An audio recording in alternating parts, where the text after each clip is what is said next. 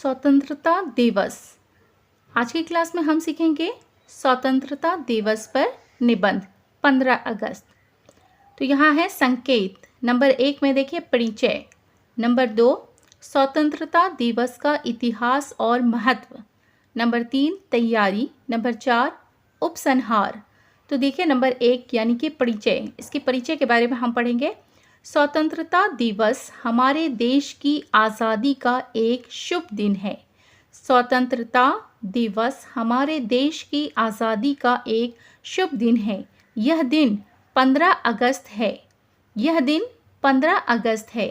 यह हमारे देश के इतिहास का एक पवित्र पर्व है। यह हमारे देश के इतिहास का एक पवित्र पर्व है। यह सारे भारत का राष्ट्रीय त्यौहार है।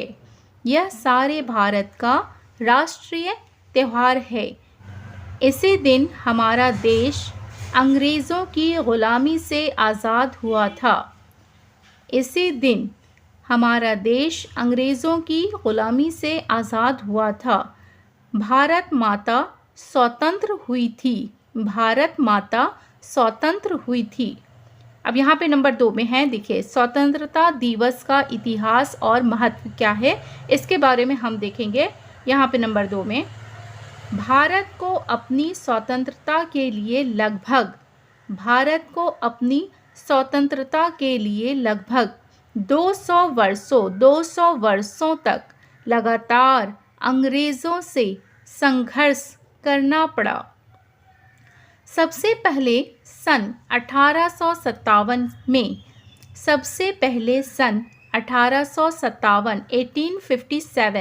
1857 में हमने आज़ादी की पहली लड़ाई छेड़ी थी।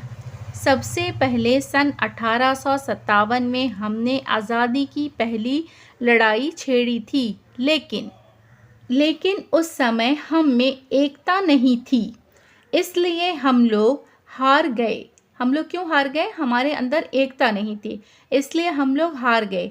देश की आज़ादी के लिए झांसी की रानी ने अंग्रेज़ों के दांत खट्टे किए।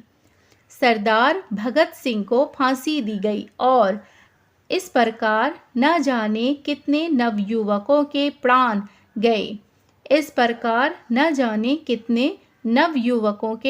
गए। अंत में महात्मा गांधी ने देश को आज़ाद कराया। 15 अगस्त 1947 को अंग्रेज़ों ने देश को पूरी तरह आज़ाद कर दिया और वे भारत से सदा के लिए विदा हो गए। तब से हमारे देश पर अपने देशवासियों का शासन होने लगा। उसी आज़ादी की याद में हम हर वर्ष स्वतंत्रता दिवस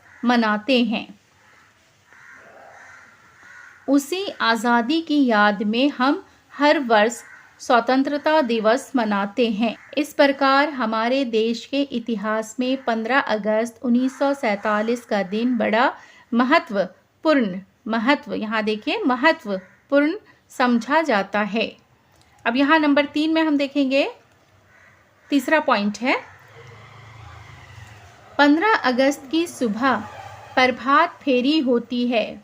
15 अगस्त की सुबह प्रभात फेरी होती है। भारत माता की जय, गांधी जी की जय और 15 अगस्त जिंदाबाद के नारों में हमारे मन और प्राण का उत्साह प्रकट हो उठता है।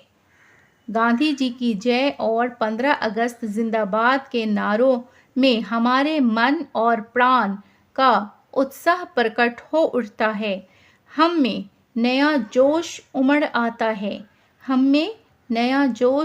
आता है। सभी सरकारी दफ्तरों, कॉलेजों, स्कूलों और अन्य संस्थाओं में प्रायः 8 से 9 बजे तक झंडा फहराया जाता है। पुलिस की परेड होती है। दिल्ली के लाल किले पर प्रधानमंत्री झंडा फहराते हैं। फिर बच्चों को मिठाइयाँ दी